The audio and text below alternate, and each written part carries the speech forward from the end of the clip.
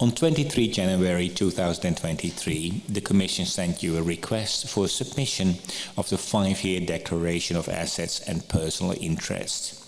On 3 February 2023, you submitted your 5-year declaration.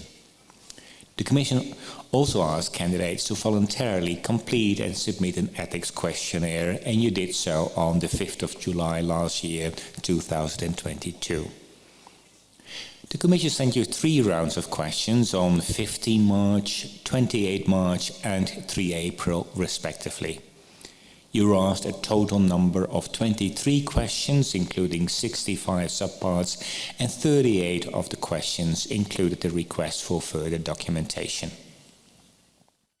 According to Article 3, Paragraph 4 of the Evaluation Rules of the Commission, a candidate may not provide information, documents or other materials during the hearing if the Commission requested these earlier and the candidate did not provide them within the time specified, unless the candidate provides sufficient justification for not providing the information as requested.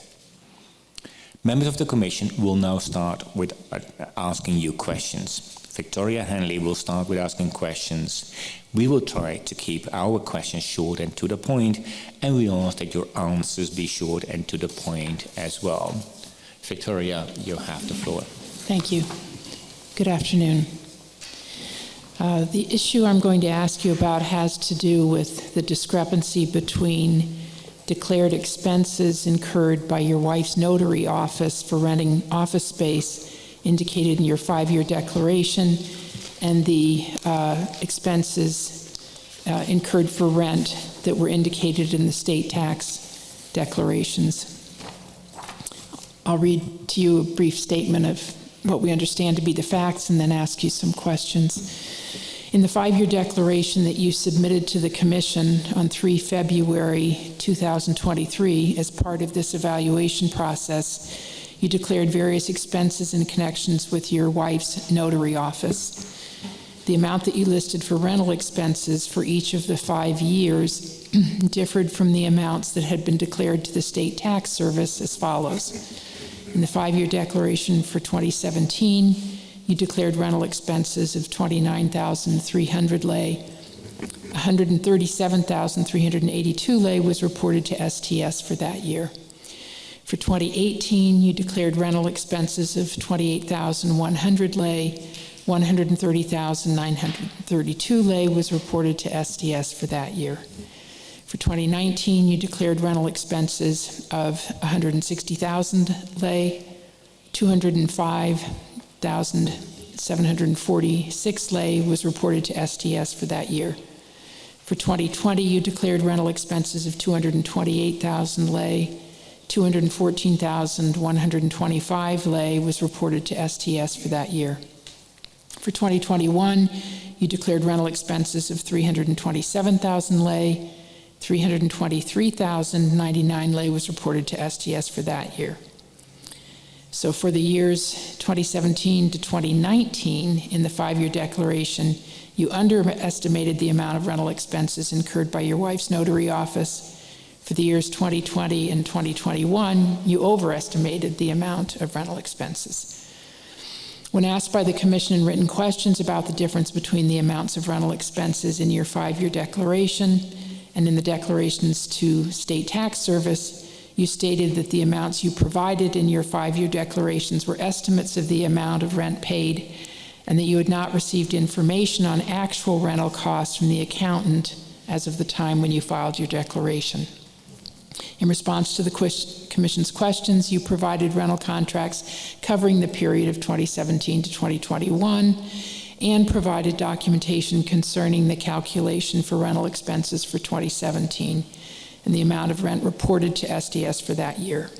I'll ask you a few questions, and later I'll ask questions that will seek greater detail from you.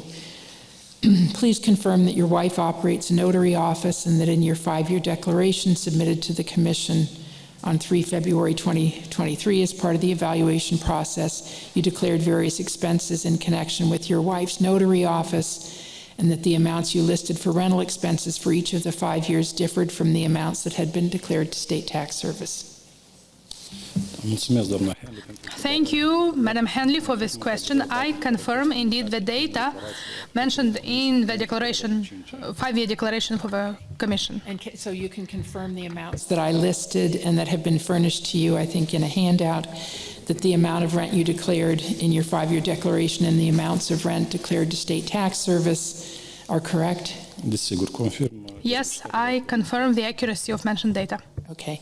And can you also confirm that for 3 of the years you underestimated the amount of rental expenses and in 2 years you overestimated? Yes, I confirm. The data that you read are the ones included in my five-year declaration. And when asked by the Commission in written questions about the difference between the amounts of rental expenses in your five-year declaration and in the declarations to State Tax Service, you stated that the amounts that you provided in your five-year declarations were estimates of the amounts of rent paid and that you had not received information on actual rental costs from the accountant when you filed the declaration. I would like to explain that the discrepancy is found by the Commission. When I received from the Secretariat the template of the declaration for 5 years, that was a period of time, I think we had 3-4 days to submit the information.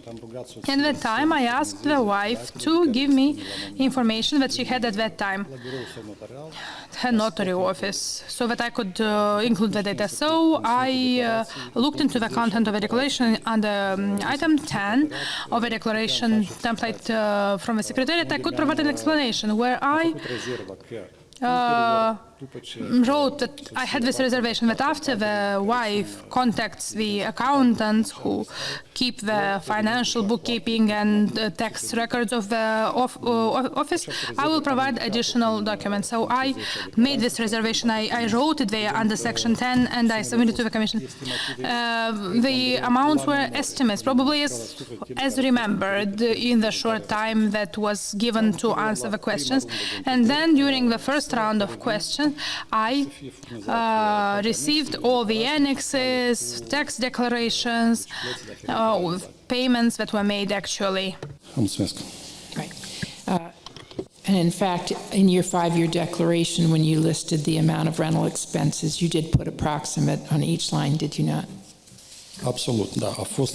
Absolutely, yes. I put down the approximate amounts because there was no supporting documentation at the time that I did not have access to. I did not gain access to within that period, short time frame, and then I returned and provided then some answers when I obtained the documentation. Thank you. And when you were asked by the Commission about the differences, and when you responded, you provided the rental contracts covering the period of 2017 to 2021, and you also provided documentation concerning the calculation for rental expenses for 2017. Is that correct? Correct. Yes, correct. And so the differences between your estimates of the amount of rent that had been paid by your wife's notary office that were put in your declaration and the amounts that had been previously declared to STS between the years 2017 to 2021 had no effect on the amount of taxes owed or paid in connection with your wife's notary business, correct? That is correct, indeed. There was no impact on any payments or non-payments whatsoever. So there was official documentation of my wife for that period of time, and the declaration was a reflection of some temporary. There was some temporary information provided for me to the Commission as an answer. So the amounts previously declared and on which taxes had already been paid had nothing to do, or your information provided in the declarations had no effect on that. Okay. Is there anything you wish to add or clarify with respect to this issue? Nothing to add in this regard. I have no further questions. Is there anyone else having any questions? Well, then this will bring us to the end of the hearing. Before actually closing down, I would like to give you an opportunity to make a brief closing statement. So please go ahead. Thank you, dear Chairperson. On this occasion, I would like to first of all thank my family members who were patient enough and wise enough to go through this activity. I do have to admit that it was quite stressful.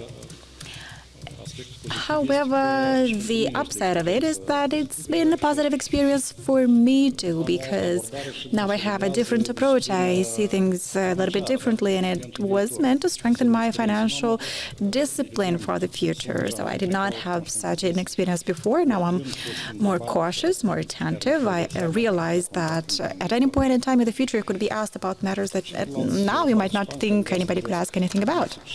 I would like to wish all the other candidates a lot of success, the best of luck, and wisdom to go through this process. And I hope that the initiated reform will achieve the outcomes we're all looking forward to, and that things get moving on, because we need to bring change about. I would like to thank you, to wish you peace and health, which I wish for myself, and to have a nice rest of the day. Thank you. Thank you very much. That, as I said, brings us to the end of the hearing. I thank you for your submissions and your answers, both in writing and today at the hearing. As you know, the Commission will now withdraw for deliberations, and as much as possible, the Commission will strive at delivering a decision within a month after the date of this hearing.